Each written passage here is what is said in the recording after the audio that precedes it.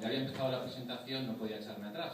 Aunque luego por el camino la he cambiado 25 veces y la que os voy a enseñar ahora no la consideraría yo la historia de los videojuegos, pero sí que me va a dar pie a explicaros, basándome en juegos clásicos, muchas cosas de cómo funcionaban los videojuegos en aquel momento, y espero también inspiraros a todos para que veáis los videojuegos de otra manera y sobre todo penséis un poquito en cuál debería ser el futuro de los videojuegos partiendo de la historia, ¿no?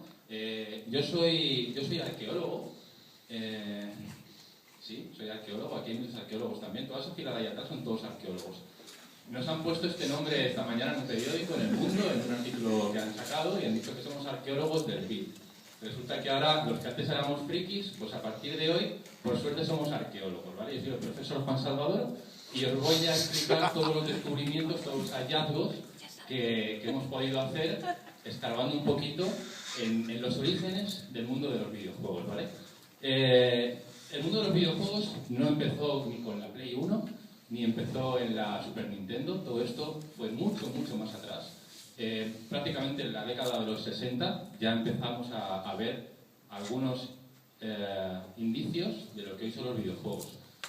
En esta fotografía que vemos aquí tenemos a un señor muy serio, la mayoría llevaban corbata y hablaban palabras muy extrañas, pero sobre todo utilizaban máquinas muy caras, que cuidado si se te ocurrió utilizar eso para hacer algún tipo de jueguecito, ¿vale? Este señor que veis ahí en la imagen podría estar pensando mil cosas. Si nos basamos en lo que se llama videojuegos, no sé qué se os ocurre que podría estar pensando ahora mismo esta persona. Imaginaros que estáis sentados en esta habitación, que me imagino que el ordenador que está manejando ocupa toda la habitación, ¿vale? Esto podría ser en los años 60, o a finales de los 60, 70. Y imaginaros que estáis en su lugar y tenéis tantos botones o, no sé, cables, no sé muy bien lo que está tocando, pero ¿cuál sería vuestra sensación si estuvieseis en el lugar de esta persona? ¿Qué podríais estar pensando? ¿Qué se os ocurre? A lo mejor algo demasiado complejo, algo a lo mejor demasiado limitado para lo que nos gustaría poder hacer y que la informática en aquel momento pues no era lógicamente lo que tenemos hoy en casa. Vamos a dejarla aquí esta diapositiva, luego la retomaremos al final de la charla, a ver si le podemos poner una frase adecuada a lo que podría estar pensando esta persona, ¿vale? Emoción, ¿eh? Año 1958. Así empezamos nosotros los podcasts, que luego ya veréis qué es esto, porque descubriréis poco a poco que mi presentación de friki era lo más normal y era lo más adecuado, aunque él no ha querido presentarme así, pero luego descubriréis que friki ya es, no sé, con mucho respeto incluso, me atrevería a decir. El Tennis for Two se considera que es el primer juego prácticamente sin su autor saberlo. Estábamos en un laboratorio en los Estados Unidos y el laboratorio dijo, vamos a hacer una jornada de puertas abiertas para que la gente pueda venir y ver, por ejemplo, lo que es un osciloscopio, ¿vale? Hoy es algo súper habitual, pero en los años 60, en el año 58, aquello era como, no sé, que te dejen entrar en la NASA y ver un poquito una nave espacial por dentro. Entonces dijo, claro, se imaginó a la gente entrando ahí viendo un osciloscopio y dijo, ¿y la gente va a saber lo que es esto? Y pensó, ¿por qué no le damos una vuelta al osciloscopio y hacemos alguna cosa un poco más amigable para que la gente vea que, no sé, un osciloscopio, por ejemplo, sirve para que un puntito rebote por una pantalla? Vamos a darle ese toque así, a ver si así la gente más o menos ve lo que es. Aquel osciloscopio, que lo veis señalado en la fotografía de la derecha, necesitó de todo el resto de máquinas que veis alrededor para mostrar una simple pelotita que rebotaba simulando ser una partida de tenis. Eso sí, el señor le hizo joysticks y lo hizo para 2 jugadores, ¿vale? Y lógicamente todo el mundo que entró ahí vio ese concepto, ¿vale? Porque ni siquiera había videojuegos, esto era un concepto de una cosa, un uso poco habitual de una máquina, sobre todo carísima. Desperté mucha curiosidad, pero al inventor, cuando terminó, lo que le pasó por la cabeza fue desmontarlo todo y utilizarlo para cosas mucho más importantes, ¿no?, que hacer un juego. En la siguiente edición volvió a hacer el mismo juego, le puso aceleración, le puso gravedad, le puso 1000 historias, pero aquello era un concepto, aquello nunca avanzó más allá. De hecho no pretendió ni patentarlo porque era tan cara el hardware que lo manejaba que ni se lo planteó. Si lo hubiese patentado, este señor estaría bastante forrado, ¿no? En el 62 apareció lo que se conoce como el primer videojuego para ordenador. En el MIT, 3 estudiantes vieron como traían un ordenador muy grande, un PDP-1 se llamaba. Era un ordenador en el que tenías que programar en un lenguaje muy parecido al ensamblador, o sea, a un nivel muy bajo, directamente prácticamente estabas tocando chips, conexiones dentro de ese ordenador, ¿vale? No había ningún lenguaje amigable como el que tenemos hoy, mucho menos entorno de ventanas y demás.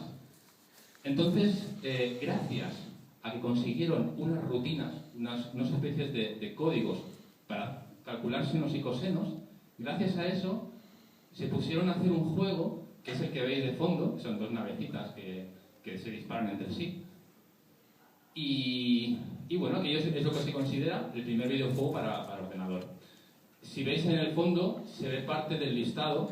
En ese listado lo que se recoge son las coordenadas de cada estrella que aparecía. Cada estrella, cada puntito.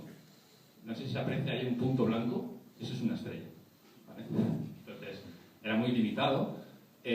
Tampoco patentaron nada, porque utilizaron unas máquinas que entre todas ellas costaba $120.000. ¿Quién va a tener $120.000 para replicar esto? Entonces, pues quedó un poco como una curiosidad que tienen ahí en el MIT. Y bueno, al menos ellos se lo pasaron bastante bien, pero no avanzó mucho más. En el 72, Ralph Baer, este señor que veis en la imagen, trabajaba en una empresa que estaba muy relacionada con el ejército. Ellos hacían proyectos súper grandes, súper serios, y uno de estos proyectos que le encargaron a él era hacer como una especie de televisor, una nueva generación de televisores, que hoy parece una tontería, ¿no? Pero en aquel momento hacer una especie de televisor nuevo era como si te encargasen hoy, no sé, un proyecto súper grande que tiene que ver con algo muy grande, ¿no? Entonces, para poderlo hacer, le dieron una serie de herramientas que le permitían trazar líneas en una pantalla, dibujar puntos en una pantalla o colores en una pantalla. Y claro, él, trabajando con todo esto, dijo, hostia, es que esto da para algo más que para hacer un televisor en el que lo pongamos ahí en un rincón del comedor y nos sentemos en el otro extremo a ver un partido de fútbol, ¿no? Y dijo, yo creo que mejorando un poquito esto, yo podría hacer alguna caja que a la vez sirviese para jugar. Pues bien, en cuanto eso se lo contó a sus jefes en Sander, donde él trabajaba, le dijeron que estaba loco, que por supuesto retomase el proyecto que tenía que hacer y para nada utilizase todo el material y los recursos que la empresa le estaba dando para algo muchísimo más serio, más importante que aquello que le estaba contando de una especie de caja para jugar. Bueno, este señor es un héroe porque todos nosotros hubiésemos dicho sí, jefe, y corriendo hubiéramos ido a nuestro puesto de trabajo y hubiéramos seguido. Pues este señor consiguió convencer a compañeros suyos del trabajo para, de alguna manera, coger el material que tienen en la empresa y en su casa se reunían, estos amigos y él, y iban montando lo que al final fue la primera consola del mundo. A escondidas de la empresa tuvo que empezar a hacerlo. Lógicamente, cuando aquello ya empezó a funcionar y lo volvió a presentar en la empresa, le dijeron, anda, pues sí que parece guay esto, ¿no? Y le dijeron, toma $500 más, termínalo en un mes y vuelve a trabajar con la tele, ¿vale? Que parece guay, pero tampoco te flipes. Entonces, claro, él quería ir más allá, lo quería comercializar y sufrió muchísimo hasta encontrar una empresa que creyese en este proyecto y quisiese lanzar junto con él este concepto de máquina que se conecta a la tele y sirve para jugar, ¿vale? Aquí veis la Odyssey, Magnavox Odyssey, que es la primera consola. Esta consola es analógica, no tiene ni un solo chip. Veis una fotografía de la consola desmontada a la derecha, pero tiene un concepto innovador también, que era que tenía cartuchos intercambiables. En realidad no eran juegos, eran cartuchos que tenían pistas soldadas y dependiendo de cómo soldabas tú una pista con otra, aquel juego era distinto. En lugar de una pelota que se movía en horizontal, a lo mejor se movía en vertical. En lugar de una paleta donde rebotaba la pelota, a lo mejor la paleta también era un punto, pero era todo muy en esa línea, ¿vale? En una de las presentaciones que hizo este señor, una persona que estaba en esa presentación se quedó súper admirado de lo que acababa de ver. Ese señor se llamaba Nolan Bushnell. En cuanto vio esa presentación que le hicieron, es como si vosotros ahora estáis aquí sentados y estáis viendo aquí el futuro ahora, y uno de vosotros dice, hostia, en cuanto termines algo por esa puerta, contrato un empleado ya, porque tengo una idea genial. Esta fotografía demuestra que él estuvo allí porque luego hubo un montón de demandas contra él, porque se quiso atribuir el invento del Pong, no sé si lo conocéis, el juego este de la raquetita, se lo quiso atribuir él cuando en realidad lo había inventado el otro. Entonces, esa fotografía le delató y gracias a esa fotografía pues, se pudo poner un poco las cosas en su sitio. Pues Nolan Bushnell salió de la presentación, contrató a su primer empleado y fundó una empresa que os sonará. ¿Vale? Fue así. Nolan Bushnell, con su máquina recreativa, la llamó Pong, vendió más de 100.000 unidades, en total facturó 950 millones de dólares. El Pong, a diferencia de la que tenía la Magnavox, tenía marcadores, ¿vale? Obvio, no, la Magnavox era imposible, no podía tener marcadores. Tuvieron que hacer varias versiones hasta que pudieron ponerle marcadores. Pues bueno, este tenía marcadores, la pelota rebotaba con un poco de lógica, en la Magnavox no, la pelota rebotaba como quería, o tú de hecho tenías que mover cómo quieres que rebotase la pelota, cosa que no era muy normal. Y además tenía sonido, cuando la pelota tocaba la raqueta y volvía, hacía ping. Estas tres tonterías permitieron que este juego fuese, bueno, súper exitoso. ¿Vale?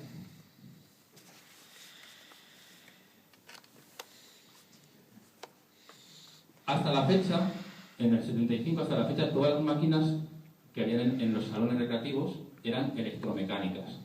No tenían ni un solo chip. Era todo, tú lo abrías, aquello era como un reloj, ¿vale? Era todo engranajes y todo era mecánico.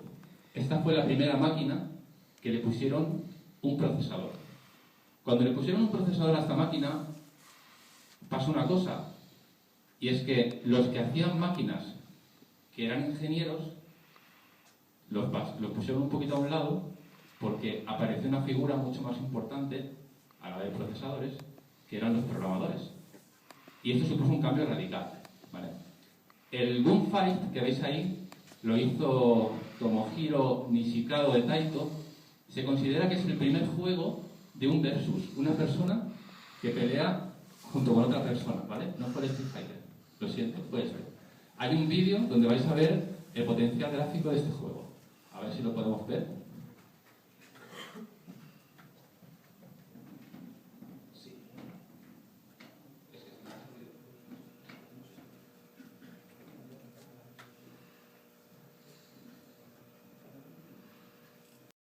¿No? Más o menos. No hay mucho más, ¿eh? Bueno, sí. Aparecen elementos por el medio que molestan.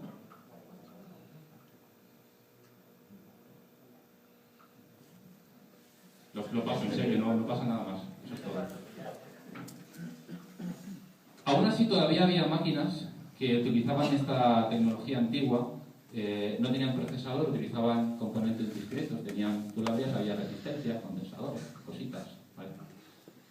Una de las últimas máquinas que salieron con esta tecnología fue el Breakout. A lo mejor no suena, pero el Arkanoid sí, tal vez. O viendo la imagen seguro que sí que os suena. ¿Vale?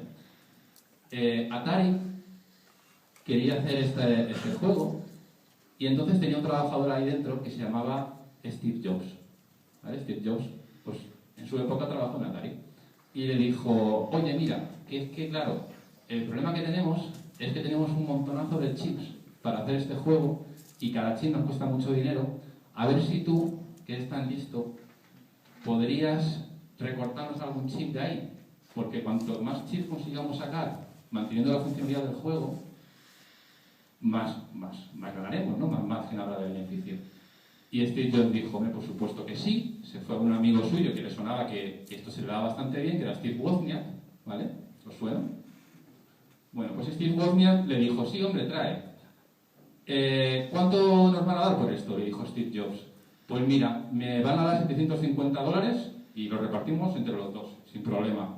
Y Wozniak le dijo, joder, 50% cada uno, pues muy bien, venga, me pongo. Se puso 4 días sin dormir, 4 noches sin dormir, y consiguió dejarlo todo en 50 chips. ¿Vale? Eso tenía mucho mérito, tanto que luego Steve Jobs fue con la placa a Atari y le dijo, mira, ya está todo listo. Y Atari le dio 5.750. Steve Jobs no le contó una cosa a Wozniak, y era que por cada chip que quitaba, además le iban a dar $100.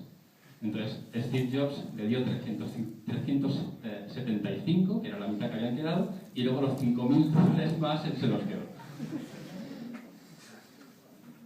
Atari fue incapaz de producir esa placa con 50 chips, no lo consiguió.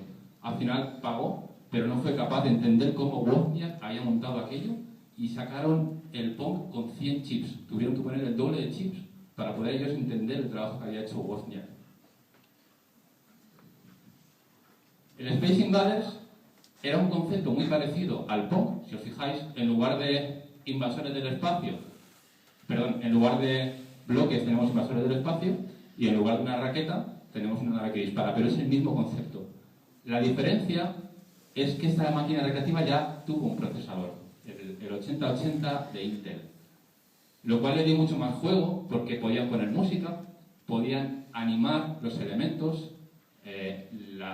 los invasores del espacio de repente se movían, ya no eran bloques fijos en la pantalla, ¿vale? Entonces esto permitió muchísimas más posibilidades.